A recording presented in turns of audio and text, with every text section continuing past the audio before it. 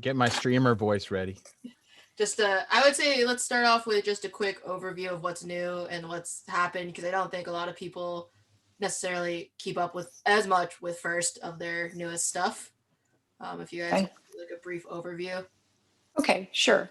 Welcome everybody. This is the Ask the Committee members, whatever you want to ask us.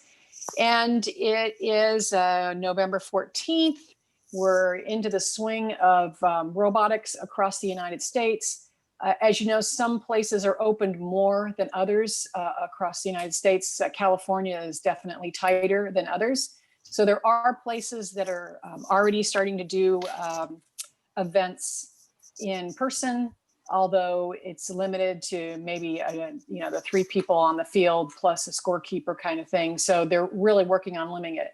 Here in California, we do have, let me see if I can find my little PowerPoint slide to share. We are going to be remote. If you didn't hear it in September, we are going to be remote for the full season. So that is the 4 scrimmages we have set up and the 4 to potentially 5 qualifiers. We're holding the championship right now. We're planning for the worst, but hoping for the best. So we're planning for remote in that case also. And we'll go to live if we're able to do that. And,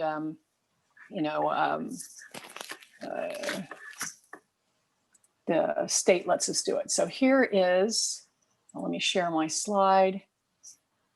So this is these are the dates that we have coming up. So if people are curious, our first scrimmage starts tomorrow or a Monday, and these run for a week. So for those of you who aren't aware of how remote works, we are not meeting together. We won't be in a big gym. It'll be you in your garage or in the location at your school that they've let you go into, or if you've been able to check into another school following their COVID processes, and they let you use their field. The process is we're submitting our scores online to the cloud, and you have a week, 7 days to do that. So these scrimmages, take advantage of these scrimmages. We have 4 planned. We have 1 in November, 1 in December, 1 in January, and 1 in February. All these scrimmages occur before the qualifiers. So this is, if you were in the organization last year, you remember leagues. Leagues was a chance to practice, but it was a little bit more than practicing because we took your scores and moved it to the qualifier. This year, when we're doing scrimmages are free game. None of those scores come with you to your qualifier. And your qualifier is only based on the scores that you create or that you achieve during that qualifier event. And if you see, our qualifier events are all out in the March timeframe. So we pushed it out as far as we think we can. For those kids that their schools aren't open now, we know it's really hard for you. We're thinking that if you get back after January break, and maybe this gives you a month and a half to build. And even if you're building in some kind of remote way, or 25% of you rotating in and out of the school district kind of thing, we've got those two scrimmages that if you can't make the ones in November and December, we also have scrimmages in January and February. There is no limit to the number of scrimmages people attend. You can attend 1, you can attend all 4, doesn't matter. And there is no limit to the amount of teams that can be in a scrimmage. We currently right now have 100 teams registered. So if all 100 teams want to be in scrimmage number 4, there's no problem to that. So that's how we're running the first part of the year and into February, hopefully giving everybody enough time to get back into play. There is a last day. We're asking, let me back up. In any of these scrimmages, you need to be registered with FIRST, and you also need to be registered with LAFTC. So that's the $275 for FIRST and the $50 for LAFTC. And we've pushed out the last day. So if you can't even make any of those scrimmages and you decide that you're just going to go right to the qualifier, We've pushed the last day to register and pay for your qualifier out into February, and I need to check that. I want to say it's the beginning of February, or maybe that second week in February, because we're figuring when you're coming back to school, you're also going to have problems getting your school to pay for stuff. So that leaves us with the qualifiers. So if anybody was here 3-4 years ago, we used to only do qualifiers and we didn't do leagues. So we will be planning these remote, and I'm pretty sure these are going to stay remote because the first rules say if we have a qualifier that starts off in remote, but then the Los Angeles opens up and we could do it in person, it makes it unfair for the person who's in qualifier number 4 to do it in person, whatever unfair means, versus the people in qualifier 1, who did it remote. So this is how we're going. And this is also good for us and the committee because we're not exactly sure how we're going to do this. And we're waiting for the rest of the United States to figure it out. And we're just going to follow. It's still remote. So everybody would be submitting a qualifier is basically going to be 24 teams. There will be a limit.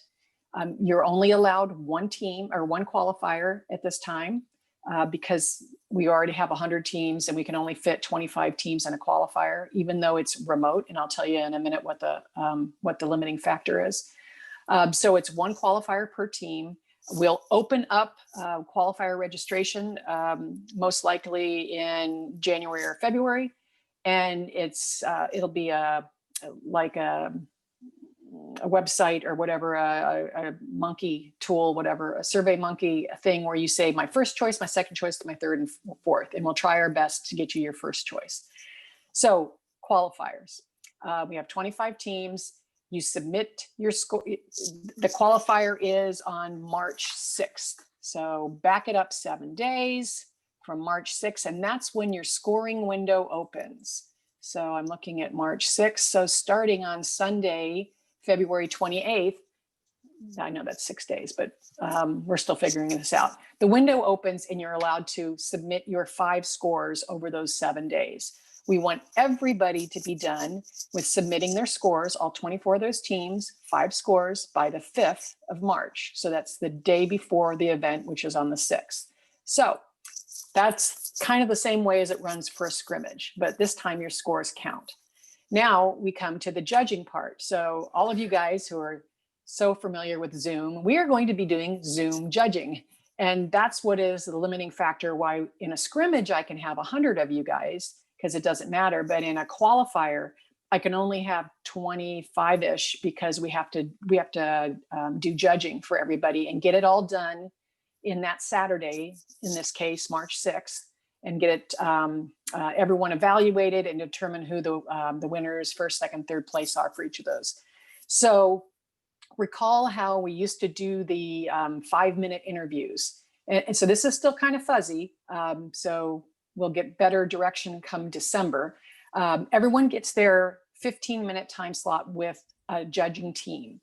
So there is, we'll have a Zoom entrance or whatever, virtual lobby. Someone will be there to host you. They'll take the 2 judges and assign them to, your Zoom location at 9 o'clock. So we'll have 5 different judging events going on from 9 to 9:15. So it was the same way as you stood out in front of those doors and waited for your judging time. So it's the 5 minutes to present, 5 minutes for question and answers, and then 5 minutes for our judges to deliberate without you in the Zoom room. And then at 9:15, the next 5 sets of teams will go into the 5 virtual rooms, and then we'll continue that way. So we'll go through our interview session, same as we've done before.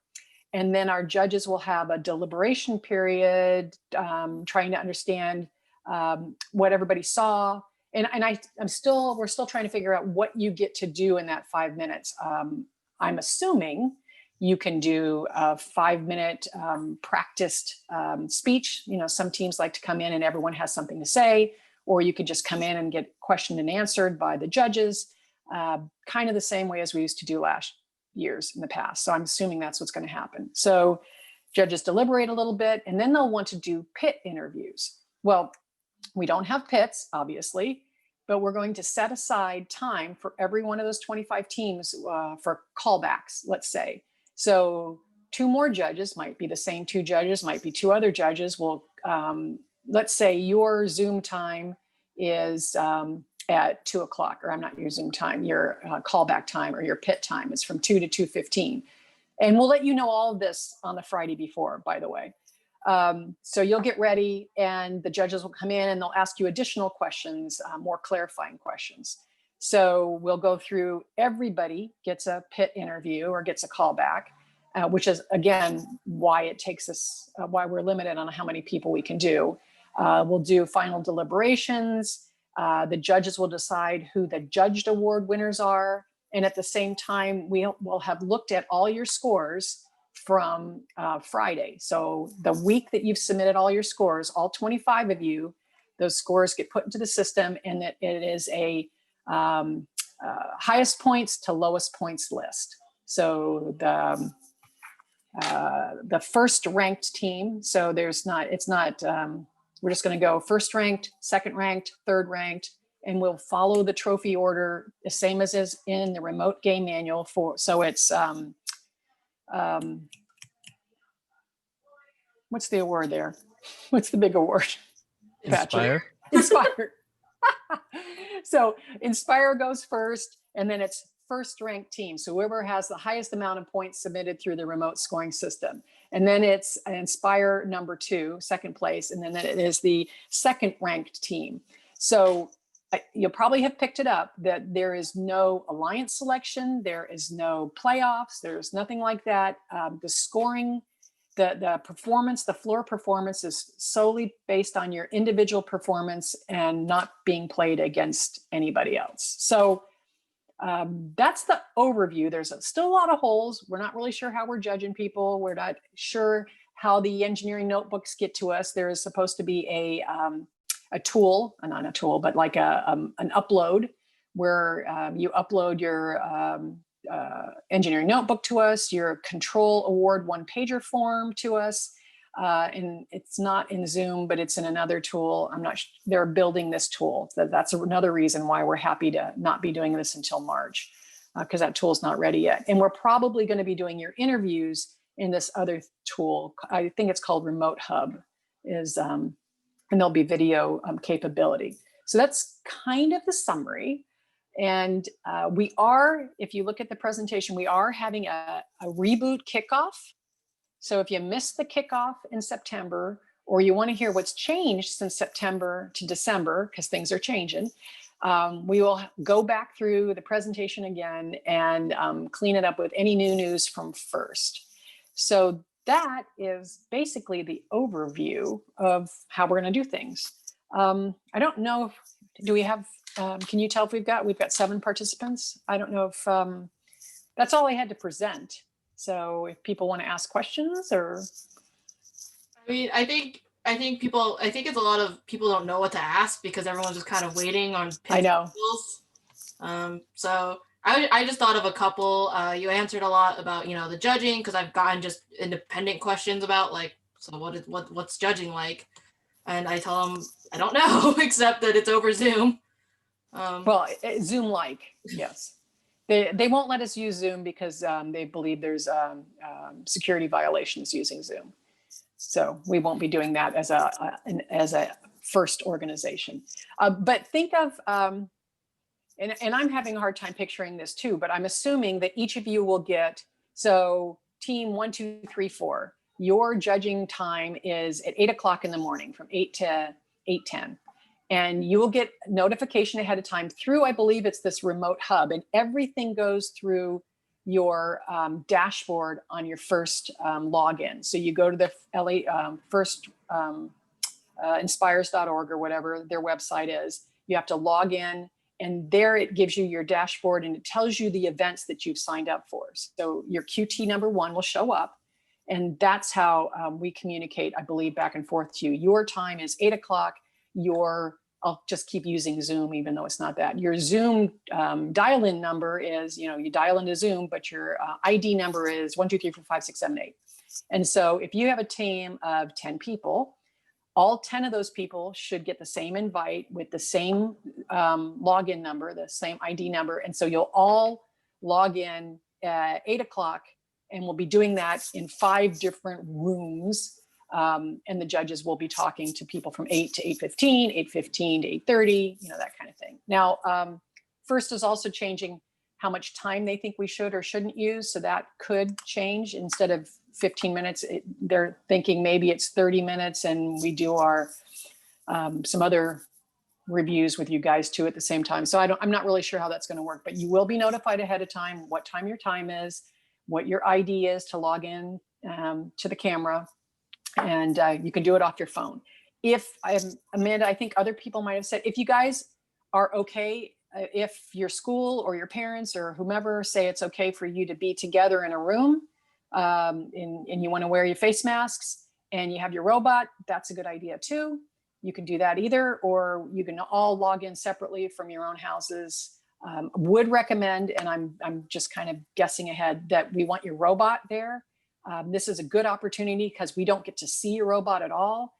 We'd want to see your robot and judging and start pointing stuff out on how your robot works. I think also another question is probably how long are these events going to be, so people can probably plan their day. Is it going to be 8 hours? Is it going to be the typical robotics time? Well, it'll be the typical robotics time for Patrick and me and you. But for people who are participating, we're going to try to give you windows. So you'll have a morning interview and an afternoon pit interview. So maybe team 1, 2, 3, 4, 5 knows that at 8 to 8:15 is their interview, and then their pit or their revisit is going to be at 2 o'clock in the afternoon. So realistically, you only have to be available for those 2 periods of time. So 15 to 30 minutes in the morning and 30 minutes in the afternoon. What we want to do is call everyone back together, and I'm not sure what time this is going to be. I'm hoping it's something like 4 o'clock. We'll open it all up and we'll do a full-on award ceremony. So not sure how that looks yet. I'll have the trophies ordered. They'll be in my house. I'll be holding them up and saying, here is our Inspire Award, or we'll give it to Patrick, and I guess we mail them to you. I'm not really sure. We are buying hardware. We are buying medals. There will be participation pins. I don't know how to get those to folks either. So maybe to each of the mentors and then have them distribute. But yes, we are planning to make an event of it. So there's probably only 3 points in time on that Saturday or that Sunday that you'll want to, that you'll have to be available. And yeah. That's what I imagine, but I think it's kind of weird to think about how that's going to work when we're not all, at a school. I know. Walking around. I know. We will need volunteers. So for those of you who have parents who used to be volunteers for other things like refereeing or hardware inspection, we don't do that in remote world, but I definitely need judges. Amanda and I need judges. So if one of your acquaintances who's over the age of 21 would like to be a judge, we would definitely love to have them. They can go on to the FIRST website and look up event dates, and all of our events are there already. Just look up a qualifier and sign up to be a judge. I would only say that we will make sure from a conflict of interest yes, perspective, that someone's parent isn't a judge when that kid's team is participating. So, but since nobody has to drive anywhere, you could judge at qualifier number 1. And if your kid's team is playing in qualifier number 4, there's no problem with that. We are still doing Dean's Awards. I should put that on my list too, to remind people about. Hold on.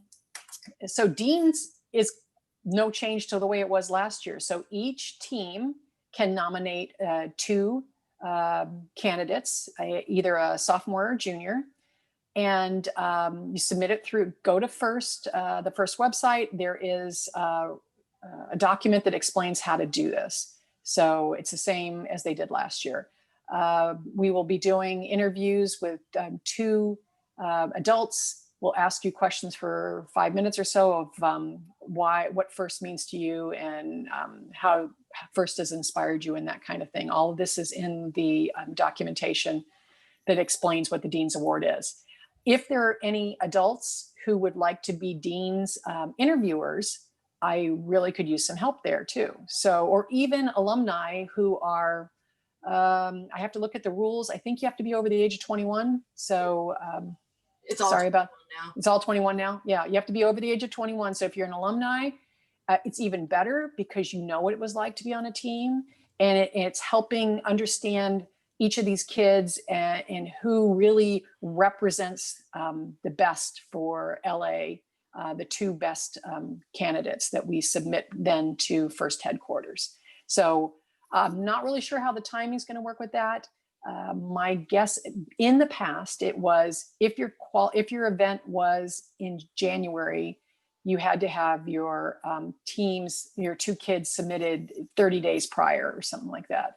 I don't think they've ironed it out, but we'll probably just pick a whole week or 2 because last year we had 44 candidates nominated and it takes a lot of evenings to get through those interviews.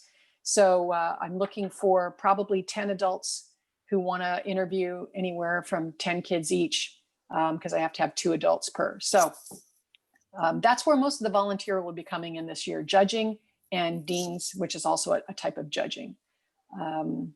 We do have, I'm sorry, don't forget that FIRST is posting a lot of information on, I'll call it lessons learned on reffing, self-reffing and judging. So go on the forums and make sure that you're watching that because people are coming up with, oh, I didn't realize that this is how I judge or ref.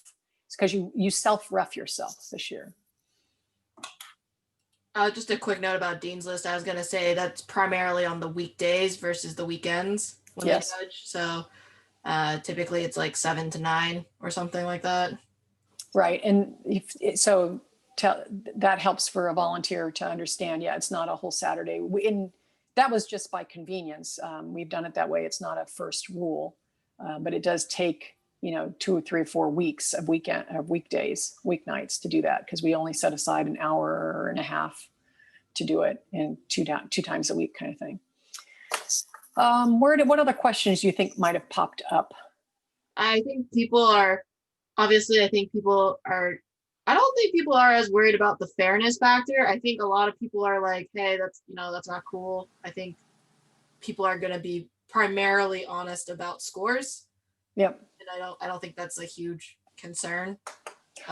Maybe some things about how do I even build? How do I even make things happen in a remote world? So Patrick, maybe you can share some examples too, but what we're hearing from some schools or some mentors is if you have the funds and each kid can have a kit or a part of kits, then the mentor is getting on like a Zoom call and talking through how to do the electronics, how to do the setup. And so each kid is working on their desk at home as their mentor is talking them through that. If you've got, and maybe you don't have a lot of money, but go back through and look at all the parts. If you've been on a team for 10 years, you got a lot of stuff, I'm sure, hanging around. And maybe it's not the best stuff, but it could be enough just to help you build. So that's what some people are doing. I think some teams that are more open or are in community teams are getting together maybe 2 or 3 kids only. And then the next time the other 2 or 3 kids come in. And so they're trying to work a build that way. Patrick, do you have examples that you've heard of how other people, not even in Los Angeles, but across the United States? Well, I think one thing is, you're using Zoom to meet is just what a lot of students are used to right now, especially or Google Meets or whatever you use. I focus on things that you can do remotely, like team building exercises, like CADing up or drawing designs even to come up with your robot, in the hopes of, hey, we have a plan, we're ready to go for when we can meet in person. So some teams have been going that route. I've heard of cases if we have mentors on here, like teams have asked, is it okay for the students to plan things, but if the mentors just has to build it based off directions? I mean, if that's the way to make it work, I've heard of that too. Yeah, I at like, this point, it's just trying to keep everybody engaged and participating and feeling like, that you're learning something. We want to, as mentors, keep everyone engaged until next year, hopefully when things get better. So it's a lot more loose this year. and even take home stuff. I've heard from Chris J right now, where if you can send kits, maybe not for a whole robot, but test bed to like train students in electronic use. If you have you have that modern robotic stuff, you've been upgrading to Rev, right? You probably got some modern robotics sitting around, maybe, if you've been around. You know what? It still works. You can make it work. And I think it'll work with the system. So, hey, if you can get to some students to try out and get in a Zoom meeting, maybe some people can have, your Tetris kit or whatever. Take that home.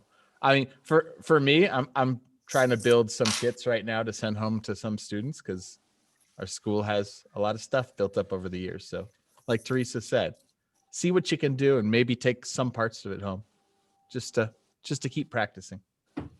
If you happen to miss the kickoff, I'm showing and you can get this on First website. There's a document that tells you how to make your own cardboard layout. So don't be afraid to mock something up. I mean, you can do this on the cheap and just do it with cardboard and PVC pipe if you don't even have a perimeter. The way the game plays, you might want a little bit of a perimeter or even just some boxes because those little donuts will start rolling. So yeah, something to think about. I think also the main fact is also we'll know a lot more by December since a lot of regions are going to start like officially. Yep. So I think that's probably for people that's probably when we'll get really more concrete answers than versus speculation. Yep.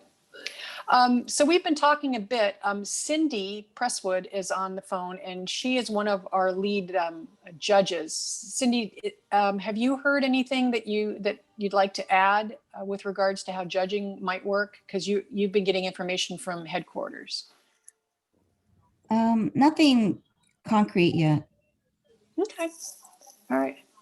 And we do have Ellen McIsaac on the line. She was our head referee for many, many years. And since we don't really have a head referee this year, she's still on the line anyways, and she is quite full of knowledge. So if anybody has questions, or Ellen, if you picked up anything, I know you're in other circles that you think might be worth sharing with the team. I don't know much about the uniqueness of the reffing situation this year. I missed the first call with headquarters. So after the next one, I will get more information and report back. Okay, good. All right. Patrick, did you want to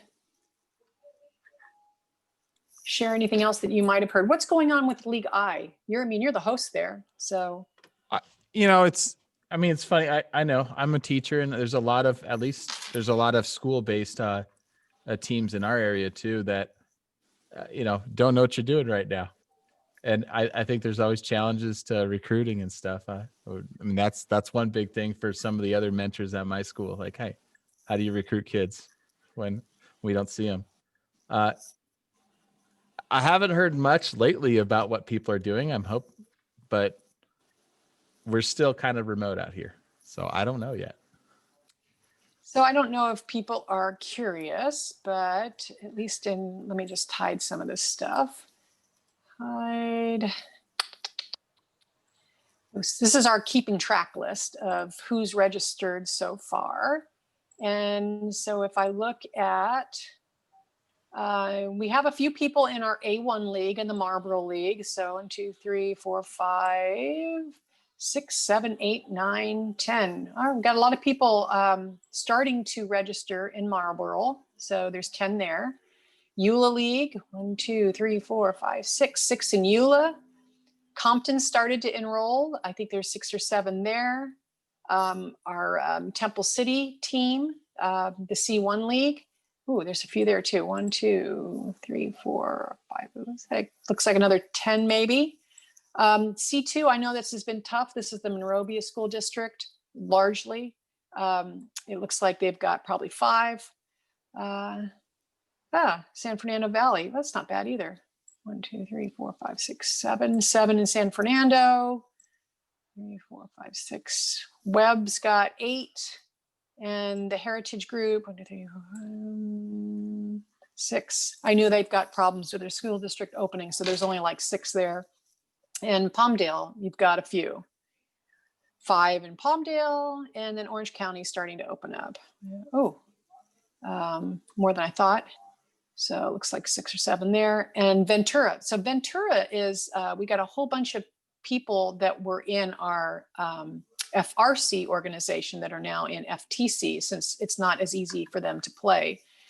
So that adds up to a good 100 teams. I think there was a question before that said, oh, you can unlink me there, Amanda. I don't know how to do that very good. That's Arches National Park, by the way, if you're curious. So yeah, if make sure you contact your league host. So yeah, most of the people are the same as they were last year. They should be communicating out to you. Some schools, for instance, not necessarily a school, but the Orange County League, I know that Shane is looking at how he can open up his location since it's not a school location. He wants to open it up so that the people in near Orange County can come and submit your scores when we do our scrimmages and even when we get to our qualifiers. So keep asking your host what the situation is. And some of the hosts, like I know for the A1 League, they're not capable of hosting it at their school at this time. But the host has been reaching out to everybody in that area saying, if you've got a better location than I do, and you can COVID safely make sure people can get to the perimeter in the field, let him know, and he will hand over the perimeter and mats and the field elements to whoever in his league is capable. So we lost Patrick. We have Patrick's empty chair. Teresa, can I mention something? Sure, absolutely. A minute ago, you brought up the topic of how can teams work from home now under complete, home working from home. 2 weeks ago, there was a terrific video posted on YouTube by Bruce Schaefer, who is a well-known first volunteer in Oregon. And I'm putting the link in the chat now, and maybe Amanda or Teresa can share this with everybody. This video describes step by step how you could have the robot at one team member's home or the mentor's home, and other kids can program and run test programs on the robot live and be able to observe it and get feedback and come pretty close to an in-person experience for a team meeting where and the remainder of the team is observing and discussing and giving feedback on the code and the performance of the robot. Good. I Absolutely. We'll put it in several places. This video, yeah. We'll definitely, it'll be hooked to this recording. We'll also put it on our Facebook page, and we'll put it on our website, LAFTC.com. So, yeah.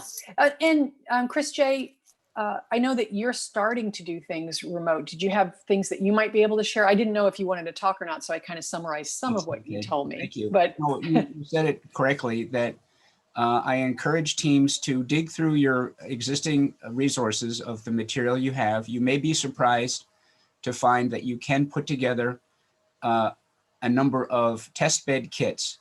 Basically, think of a complete FTC robot, but with no frame and no wheels.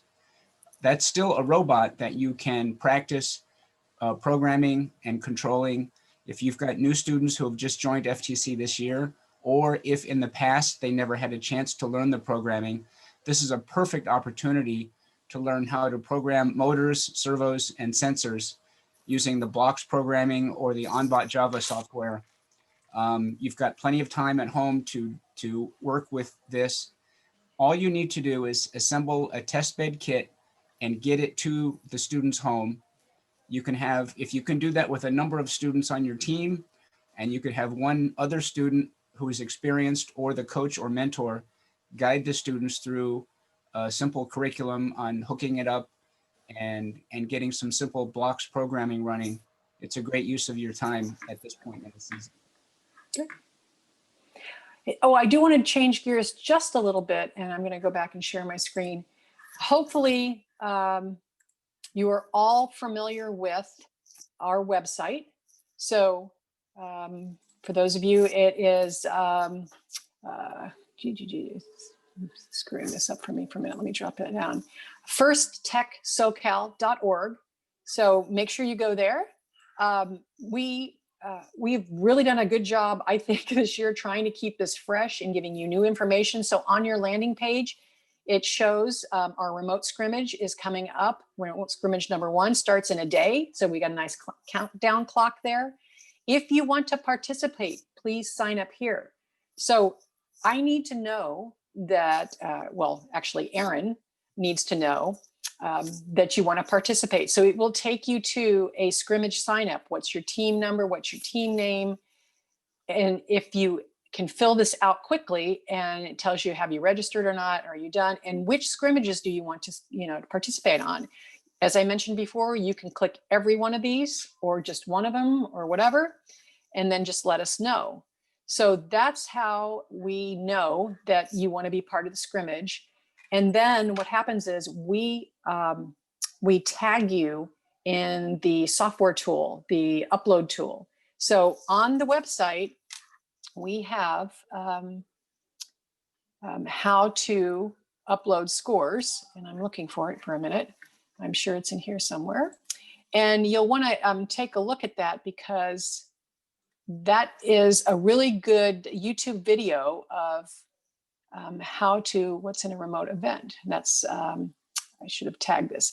I will find it. It is on our Facebook page, and it takes you through step by step how to log into your firstinspires.org landing page, and then how to upload your scores. So that's the way in scrimmage and in qualifiers you're going to be uploading scores. So make sure you get familiar with that. And the YouTube video is really, really quite helpful. Patrick ran away. We have about 15 minutes left set aside. When Patrick comes back, I'll see if he wants to pull up on his screen how it looks. Since I don't have a team, I can't pull it up and show you how it looks like on the first website. So Amanda, you want to unhook me? Yeah. Thanks. So don't forget about the website. We're trying to post as much as we can there for people to know the latest and greatest. Any other questions that we've heard people ask or that have come up? No, that I think we covered a large majority of what we can answer. Yep. Besides I really don't know. I think a lot of teams are also trying to see what their district is going to do come January. I think that's right. the milestone of who's actually going to be able to do it and not. Right. Now, so with that, like I said, we have 100 teams. Last year we had 150. I think we have some some FRC people in there this year. We'll have to reevaluate come January when teams start to sign up again, I'm guessing, when the schools open up, because we're limiting, as I mentioned, the qualifiers to 25, maybe 28 teams. Depends on how efficient we can be with judging online. And if that's the case, then you can understand why we're limiting qualifiers to only one qualifier per team. Because if you get a week to upload your scores, and then we have to figure out how to judge you. So we're doing it. We're doing an event on a Friday and a Saturday, and then the windows for submitting your scores are actually open in parallel. And so we've got 4 dates set up so far. That gets us to 100 teams already at 25 per team. So I'm already capped. So we'll probably add a 5th qualifier in the very next weekend that comes after that last week in March. So we've saved one before we get to the championships. And again, looking forward to championships. If it is remote, it's going to look the same way as a qualifier. So no playoffs, no qualifiers, semi-qualifiers, that kind of stuff, no alliance selection. So we don't do any of that. If we do find a place, well, if it does open up, then we have to find a place. Then we have to find referees and judges and all the folks. Then we have to make sure that people feel safe. So there's a lot of ifs, but luckily that's way out in April. So hopefully we'll all have our vaccine by Christmas. And things will be better by April. But if we do have to, like I said, we're planning for the worst and hoping for the best. So we'll be planning a championship in remote conditions. In case people are wondering about Worlds, they have not told us much about Worlds, but they did say it's pushed to July, which is why we were able to push our dates, which is great. My guess is, and this is all my personal guess, is they will have to do, depending on well, I guess we're in Houston, in Texas, and Texas is probably more lenient or open than California. They're hoping to do stuff in person. So, and if it is in person, it'll definitely be reduced attendance. So I'm assuming they won't have the audience, kind of like we're doing sports today. They might, now again, this is Teresa's opinion, they might limit your team to 3 or 4 or 5 people, and not, if you've got 10 or 15, not all of them can come. Or maybe they get to come, but they don't get to be on the field. So just kind of keep that in mind. And then you'll also have to keep in mind what you're going to feel safe in doing. So if they give us 6 or 7 teams we can advance for championship, and I don't know what the number is, they haven't told us yet, we will advance you. But if you're one of those people, that teams that get picked to advance, if you don't feel safe advancing or going to Worlds or whatever, we're going to ask you to let us know that you'd like to decline, and then we'll go down to the next person on the list. So it's all a matter of how you feel comfortably or don't feel comfortably about, and what's happening 6 months, 9 months from now in the country, and what part of the country you happen to travel to. So I don't know anything about that. That was all my opinion of how this might work. But as we find out more, we will definitely let you guys know. So, all right. That's about all I have. If people have questions, is there anything on Discord by chance? I'm sure that I don't think so. My guess is people are going to probably watch this and play then this later. Questions. Okay, so if questions get posted later, we'll watch and we'll respond. As I mentioned, just to, are we okay to wrap this up, Amanda? Yeah, 100%. Okay, so just to remind people, our first scrimmage starts tomorrow. So if you do want to participate, even if your robot really is bad, it doesn't matter. This is all practice. None of it counts. Your scores go nowhere, and they don't follow you to QT. Feel free to go on the website, and you have to sign in first so that we know, so we can assign you. The next big event is December 5th. That is our reboot. And we will do another situation similar to this. We'll step you through slides. We'll have more to say about judging, hopefully. And we might be able to reflect a little bit about how our last 2 scrimmages went, or how our first scrimmage went. And keep in mind, March 6th is our first qualifier. So we will, like I said, most likely in the January, February timeframe, it'll be the same thing as we're doing with the scrimmages. You'll go on to a SurveyMonkey tool. You'll tell me your first, second, third, fourth choice. You will get 1 choice, and we will assign you to a team. And then I'm guessing maybe we even have another session, one of these sessions come February, just to explain how judging works, because we don't want anybody to be surprised. And right now we don't have really no idea how it's working just yet. So those are the key dates. If you don't remember what I said, go to the website. It's right there on the landing page, or qualifying tournaments. How does it work? That's the pull down that you want to look at. Anything from anybody else? Amanda, Ellen, Cindy, Patrick, Chris J, our guest technical mentor. Does anybody have anything else to add? I think we're pretty good. I do think we want to do, though, like a workshop dedicated to how judging is going to go, just so no one's surprised, and it can be online and people can watch it and talk to the other people that don't make it. So It's very transparent. But other than that, I think we covered everything. thank you guys for the committee that came and Chris. And I hope that people feel better and more clarification. Yeah, thanks, Chris. That was really helpful. It's always good to hear somebody with boots on the ground how things are working. All right, thanks, guys. Bye. Bye.